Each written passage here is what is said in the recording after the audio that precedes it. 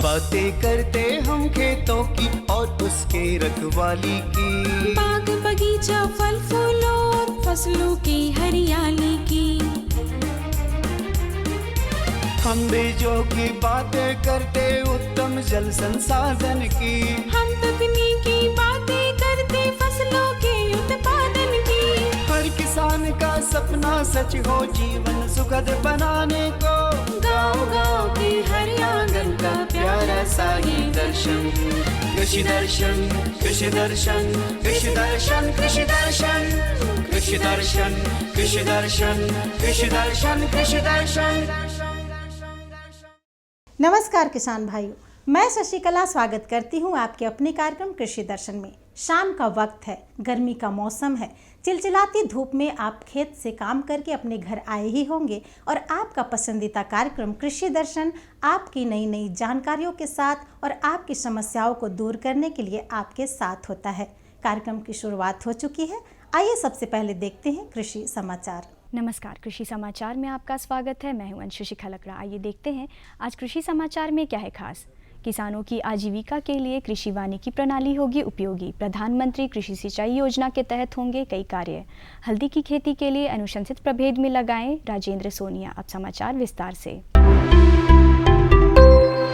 राज्य के पठारी क्षेत्रों में शुष्क भूमि की खेती पर निर्भर किसानों को आजीविका के साधन के लिए कृषि वानिकी प्रणाली काफ़ी उपयोगी साबित होगी। इसके तहत किसान वन वृक्ष, अनाज और पशुओं के लिए चारा उत्पादित कर अपनी आय बढ़ा सकते हैं। प्रधानमंत्री कृषि सिंचाई योजना के तहत इस वर्ष ट्रेंच सह बंड, जल सोख्ता, मेड़बंदी, लूज बोल्डर संरचना, तालाब, डोभा, चेक डैम का निर्माण होगा। इस वित्तीय वर्ष में इन कार्यों के लिए अभी 50 करोड़ राशि खर्च करने का प्रावधान है, जिसमें केंद्र सरकार 60% और राज्य सरकार 40% राशि खर्च करती है। झारखंड में ग्रामीण विकास विभाग की ओर से इस योजना का क्रियान्वयन किया जा रहा है। किसान भाई, सरकार की योजनाओं का लाभ उठाकर आप आत्मस्वावलंबी बन सकते हैं। इसके लिए ज़रूरी है प्रशिक्षण लेना। आप मछली उत्पादन के क्षेत्र में भी 2 से 3 दिनों का प्रशिक्षण बीज उत्पादन के लिए और 5 दिनों का प्रशिक्षण मछली पालन के लिए ले सकते हैं।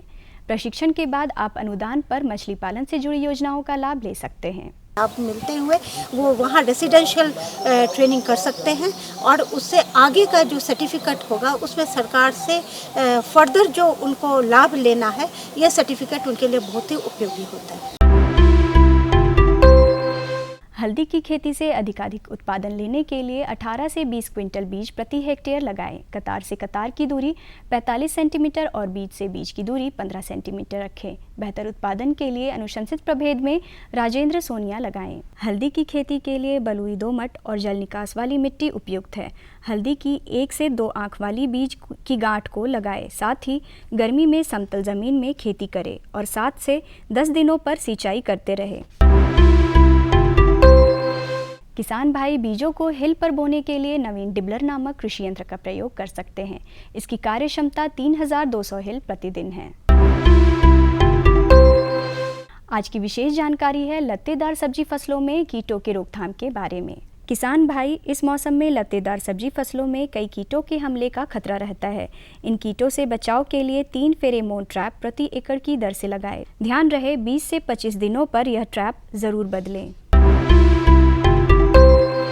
और अब एक नज़र राज्य के 5 प्रमुख शहरों के मौसम के मिजाज पर। आज राज्य के 5 प्रमुख नगरों के अधिकतम और न्यूनतम तापमान कुछ इस प्रकार दर्ज किए गए। रांची का अधिकतम तापमान 33 डिग्री सेल्सियस और न्यूनतम 21 डिग्री सेल्सियस। जमशेदपुर का अधिकतम तापमान 36 डिग्री सेल्सियस और न्यूनतम 23 डिग्री सेल्सियस। मेदिनीनगर का अधिकतम तापमान 38 डिग्री सेल्सियस और न्यूनतम 22 डिग्री सेल्सियस। देवघर का अधिकतम तापमान 37 डिग्री सेल्सियस और न्यूनतम 23 डिग्री सेल्सियस। वहीं धनबाद का अधिकतम तापमान 35 डिग्री सेल्सियस और न्यूनतम 23 डिग्री सेल्सियस रहा। कृषि समाचार में आज इतना ही। अगले दिन अगले अंक में फिर मुलाकात होगी कुछ ताज़ा तरीन खबरों के साथ। तब तक के लिए दीजिए इजाज़त। नमस्कार, जोहार। अभी आपने देखा कृषि समाचार मंडी भाव, साथ ही अगले 24 घंटे के अंदर मौसम के मिजाज को जाना। आइए यहाँ पे लेते एक छोटा सा विराम। बने रहिए आपके अपने कार्यक्रम कृषि दर्शन के साथ।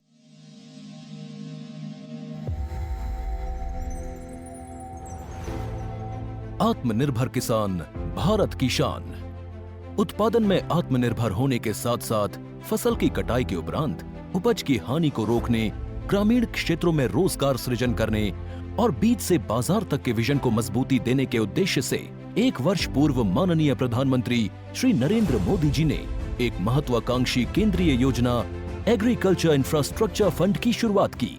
इस आधुनिक इंफ्रास्ट्रक्चर से कृषि आधारित उद्योग लगाने में एक बहुत बड़ा बदलाव आएगा और बहुत बड़ी गति आएगी। साथियों, अब हम उस स्थिति की तरफ बढ़ रहे हैं जहां गांव के कृषि उद्योगों से फूड आधारित उत्पाद शहर जाएंगे और यही तो आत्मनिर्भर भारत अभियान का संकल्प है। एग्रीकल्चर इंफ्रास्ट्रक्चर फंड से पात्र लाभार्थी गोदामों का निर्माण कर सकते हैं, छटाई या ग्रेडिंग इकाई, पैकिंग हाउस, सप्लाई चेन और कोल्ड चेन जैसी सुविधाएं या फिर प्राथमिक कृषि प्रसंस्करण केंद्र की स्थापना कर सकते हैं। इस योजना के तहत पात्र लाभार्थियों को 2 करोड़ रुपए तक के ऋण पर अधिकतम 7 वर्ष के लिए ब्याज में 3% तक की छूट दी जा रही है। ऋण पुनर्भुगतान के लिए 6 महीने से 2 वर्ष तक मोरेटोरियम की सुविधा भी उपलब्ध है। इस योजना ने अब तक सफलता की कई मिसालें कायम की हैं, जैसे कि मध्य प्रदेश के लाभार्थी श्री विपिन त्रिपाठी ने एग्रीकल्चर वेस्ट से बायोफ्यूल बनाने का इनोवेटिव प्राइमरी प्रोसेसिंग सेंटर लगाया है। लोन मिलने की वजह से हम समय पर सारी मशीनों का प्रोक्योरमेंट और सारा सिविल वर्क टाइम पे करवा पाए, जिससे ये प्रोजेक्ट को लगाना संभव हो पाया। राजस्थान के लाभार्थी श्री यशवर्धन मुंद्रा ने सॉर्टिंग एंड ग्रेडिंग यूनिट लगाकर रोजगार के अवसर पैदा किए हैं। कर्नाटक की महिला उद्यमी श्रीमती ममता वी ने प्राइमरी प्रोसेसिंग सेंटर लगाकर प्रगति की नई राह चुनी है।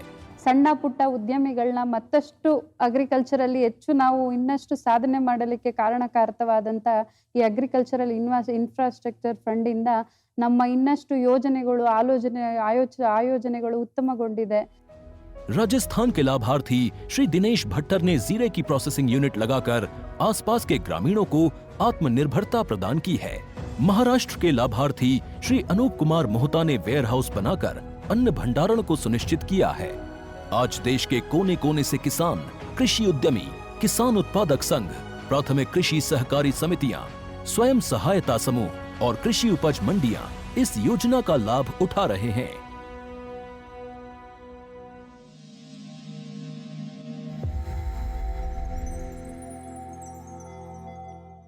किसान भाइयों, गर्मी का मौसम है और अभी इतनी गर्मी पड़ रही है कि हमारे किसान जो अपने खेतों में फसल लगाए हैं वे गर्मी की वजह से फसल नष्ट होते जा रहे हैं। और हमारे किसान अगर इस समय पे अपने फसलों को ध्यान ना दें, अगर अपने खेतों की मिट्टी में नमी बरकरार ना रखें तो फसल सच में नष्ट हो जाएगी। हमारे किसानों को चाहिए कि अपने खेतों की मिट्टी में नमी बरकरार रखें, समय समय पर पटवन करते रहें।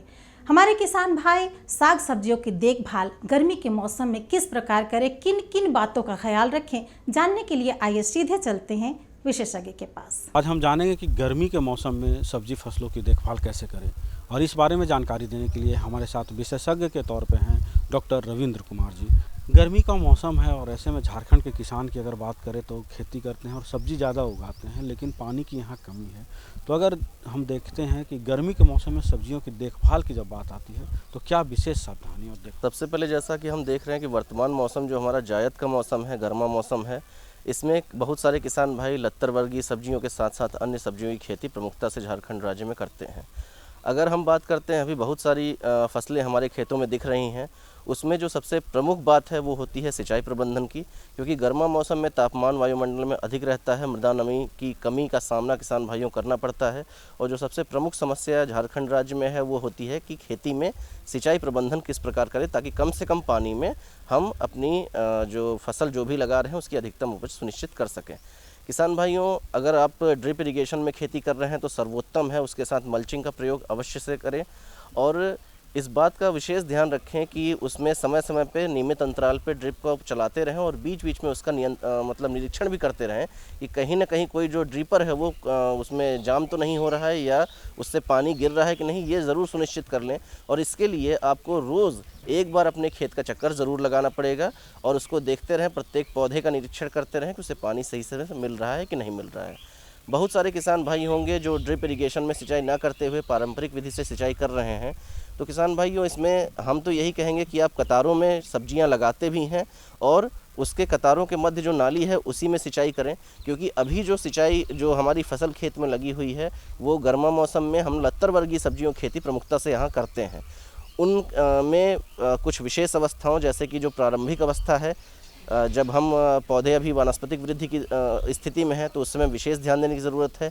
किसी भी दशा में मृदा नमी की कमी नहीं होनी चाहिए, नहीं तो पौधों की जो प्रारंभिक अवस्था होती है उसमें अगर मिट्टी में नमी कमी होती है तो हमारी फसल भी प्रभावित होती है।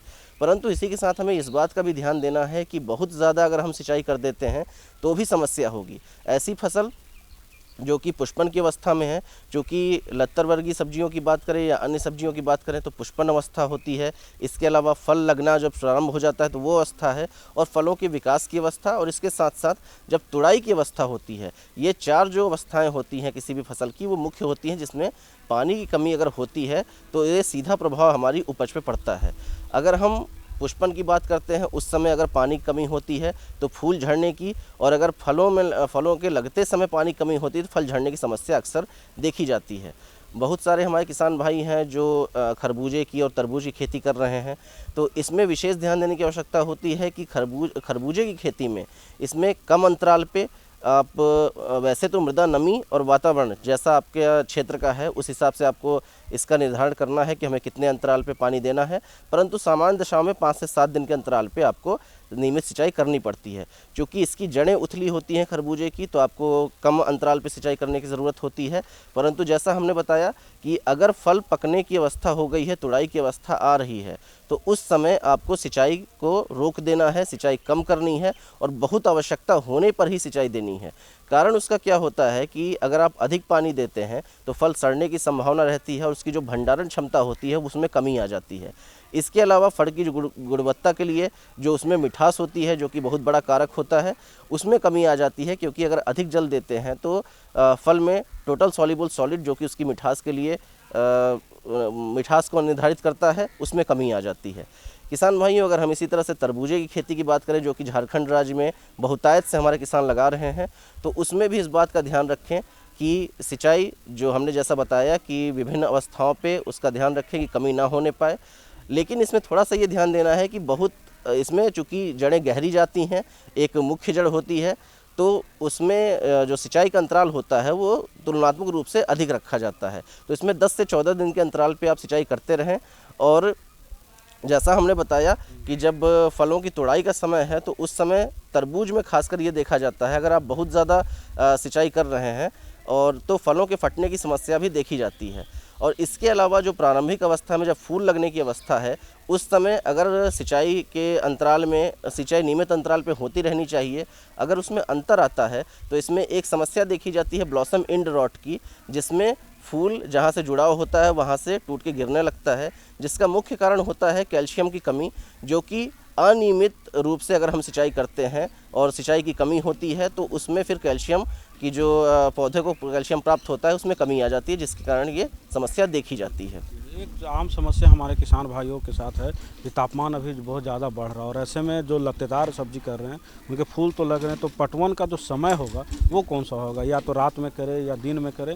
और जब रात में कभी कभी किसानों के साथ समस्या हो जाती है कि उनका स्टोर जो टंकी वाला रहता है वो अगर रात में करते हैं तो पानी गर्म रहता है, इससे कैसे बचा? किसान भाइयों, सबसे अच्छी बात है कि आप जो पहला पहर है उसी में सिंचाई करें। और इसमें थोड़ा सा ध्यान देने की ज़रूरत ये है कि अगर आप ड्रिप लगा रहे हैं तो उसमें जैसा हमने बताया कि उसमें यथासंभव उसमें मल्चिंग के साथ में करते हैं, तो कम से कम पानी में आप जो पौधा है उसकी जो जल की आवश्यकता है, जो जल मांग है उसको पूरी भी कर सकते हैं और उससे अच्छी उपज भी प्राप्त कर सकते हैं। ये काम समस्या हमारे किसान भाइयों का है जो झारखंड में जूझ रहे हैं, जो भिंडी लगाते हैं तो उनका भिंडी का पौधा बड़ा होता है और सूख जाता है, तो वो क्या है और उससे निजात कैसे पाएं? किसान भाइयों, भिंडी की खेती में शुरुआत से ही आपको खाद पानी उर्वरक प्रबंधन पे, पोषक तत्व प्रबंधन पे और जल प्रबंधन पे विशेष ध्यान देने की ज़रूरत है। इसके साथ साथ भिंडी में खरपतवार प्रबंधन पे भी आप ध्यान दें। खरपतवार प्रबंधन इसलिए आवश्यक है क्योंकि प्रारंभिक अवस्था में अगर जो भी खरपतवार होते हैं वो मुख्य फसल के साथ प्रतियोगिता करते हैं, जिससे उनको पोषक तत्व और सिंचाई जल जो हम दे रहे हैं वो दोनों ही उनको पौधों को प्राप्त नहीं हो पाती है। इसलिए प्रारंभिक अवस्था में बुआई के बाद से ही इस बात का ध्यान रखें कि खरपतवार का नियमित अंतराल पे आप उसको निकालते रहें और 1 महीने बाद जो यूरिया की अनुशंसित मात्रा होती है उसका आधी मात्रा को अवश्य से उसको देते रहें। और इसके अलावा समय समय पे जो विभिन्न रोग बीमारी एवं कीटों का प्रकोप अक्सर देखा जाता है खासकर भिंडी में, तो उसके लिए हमारी अनुशंसा यही रहेगी कि अगर आप जैविक कीटनाशी का प्रयोग करते हैं नियमित अंतराल पे तो उसका अच्छे से कारगर तरीके से उसका नियंत्रण किया जा सकता है। इसके लिए जब फसल स्थापित हो जाती है उसके बाद से ही इसका नियमित अंतराल पे मतलब कि इसका छिड़काव प्रारंभ कर दें। तो किसान भाइयों, आपने देखा कि हमारे विशेषज्ञ ने गर्मी के मौसम में सब्जी फसलों में पानी का प्रबंधन कैसे करें या फिर कीटनाशक है वो जैविक का नियंत्रण कैसे करें, इस बारे में कितनी अच्छी और महत्वपूर्ण जानकारी दी। आप इस कार्यक्रम में और इतनी अच्छी और महत्वपूर्ण जानकारी दी, इसके लिए आपको बहुत बहुत धन्यवाद। जो भी हमारे किसान भाई तसर रेशम उद्योग कर रहे हैं या करना चाहते हैं, आज उनके लिए ये जानकारी बेहद खास है। तो देर न करते हुए आइए सीधे चलते हैं विशेषज्ञ के पास और जानते हैं कि तसर रेशम उद्योग से एग्रो फॉरेस्ट्री की क्या महत्ता है और इससे हमारे किसानों को कितना लाभ मिल रहा है। किसान भाइयों, आप खेती करते हैं लेकिन खेती के साथ में अगर वानिकी का समायोजन भी करते हैं तो वह आपके लिए काफ़ी लाभदायक होगा। और आज हम इसी विषय को लेकर आपके सामने आए हैं और हमारे साथ में है तसर केंद्रीय अनुसंधान संस्थान के डायरेक्टर डॉक्टर के सत्यनारायण जी, और इनसे हम जानेंगे कि कैसे तसर को एग्रो फॉरेस्ट्री में हम लोग समायोजित करके अधिक से अधिक लाभ कमा सकते हैं। जैसा कि हम लोग अब बात कर रहे हैं एग्रो फॉरेस्ट्री यानी कृषि के साथ में वानिकी का संयोजन, तो ये है क्या, और अगर झारखंड के परिप्रेक्ष्य में बात करें तो यहाँ पे इसका क्या भविष्य आप देखते हैं? अभी तक जो भी एग्रो फॉरेस्ट्री जो तसर को नहीं जुड़ा हुआ था, क्योंकि तसर जो भी था वन में या जो ब्लॉक प्लांटेशन में हो रहा था, लेकिन बहुत सारा जो है तसर का सीमित समय तक ही इसका जो उत्पादन होता है, बाकी समय में आमदनी बढ़ाने के लिए और एम्प्लॉयमेंट जनरेशन के लिए ये जो एग्रो फॉरेस्ट्री मॉडल बहुत ही रिकमेंडेड है। जी, ये मॉडल है क्या, ये काम कैसे करता है? एग्रो फॉरेस्ट्री तो आप लोग समझते हैं कि ठीक है कृषि के साथ में वानिकी का समायोजन कर सकते हैं, लेकिन तसर को कैसे इसमें इन्वॉल्व करें? देख लीजिए ना, जो जैसा मैं अभी बताया कि तसर का एक ही फसल होता है, जो बाउंड्री प्लांटेशन हो या अभी हमारा जो भी है आदिवासी लोग जो है सभी जगह में ये जो अपलैंड्स में जो तसर का पौधारोपण होता है, वही पौधा को उसके बीच में मतलब जो स्पेसिंग के अनुसार वो जो चेंजेस करके दूसरा भी जो वेजिटेबल्स हो सकता है या जो हमारा धान का खेती हो सकता है उसका जो बंड प्लांटेशन जो बोला जाता है, ये मॉडल्स जो भी है पेरिफेरल या बंड प्लांटेशन या ब्लॉक प्लांटेशन जो एग्रो फॉरेस्ट्री मॉडल जो है जो तसर के लिए बहुत ही जो अडॉप्टेबल मेथड्स हैं। अच्छा सर, आपसे ये भी जानना चाहेंगे कि झारखंड में जो यहाँ की जलवायु है वह भी काफ़ी भिन्न तरह की है, पूरब में अलग है, पश्चिम में अलग है या दूसरी जगहों पर अलग है, तो यहाँ पे तसर की संभावनाएं आपको किस किस क्षेत्र में दिखती है? जैसे संथाल का इलाका है, वहाँ पहाड़ी ज़्यादा है, क्या वहाँ पे संभावनाएं ज़्यादा दिखती हैं कि इसको कृषि के साथ में जोड़ा जा सकता है या अन्य क्षेत्रों में? सभी जगह में जो मेनली जो संताल परगना जैसा गोड्डा, दुमका, सुंदर पहाड़ी ये क्षेत्रों में और कोलान रीजन में जहाँ हमारा पूरा धान का खेती होता है वहाँ जो बंड प्लांटेशन के हिसाब से जो तसर का और जो हमारा एग्रीकल्चर के साथ जुड़ के और इसके अलावे जैसा लातेहार और सिंदेगा इस तरफ भी जहाँ जहाँ माइनिंग का भी हो गया है, जैसा बॉक्साइट माइनिंग का हो गया है, वहाँ भी जो हम एग्रो फॉरेस्ट्री मॉडल्स बढ़िया से हम आगे बढ़ा सकते हैं। और ऐसा भी ऑलरेडी कॉर्पोरेट सोशल रिस्पॉन्सिबिलिटी का अंतर्गत जैसा हिंडाल्को, ये सभी जो कंपनियां इसको आगे बढ़ावा दे रहा है। और इसके साथ साथ बहुत सारा जिला पदाधिकारी भी इसमें जो एग्रो फॉरेस्ट्री मॉडल्स जो आगे बढ़ाने के लिए जो बहुत सारा प्लान्स है। जी, अच्छा, इस मॉडल से सर किसानों को किस तरह से लाभ हो सकता है, या कहें कि उनका लाइवलीहुड और वो खासकर सस्टेनेबल लाइवलीहुड, इसको कैसे बल मिल सकता है?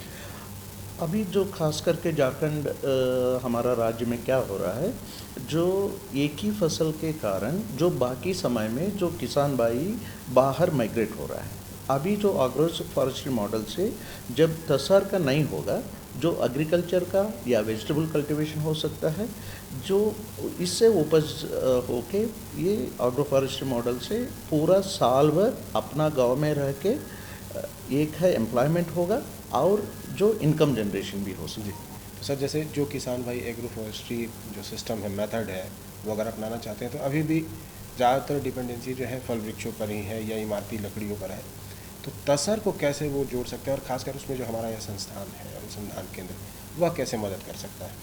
इसका जो भी नर्सरी का ज़रूरत है, जो सीडलिंग्स का पूरा जो हमारे संस्थान जो अपना तकनीकियों को जो किसान भाइयों के पास ले जा सकते हैं।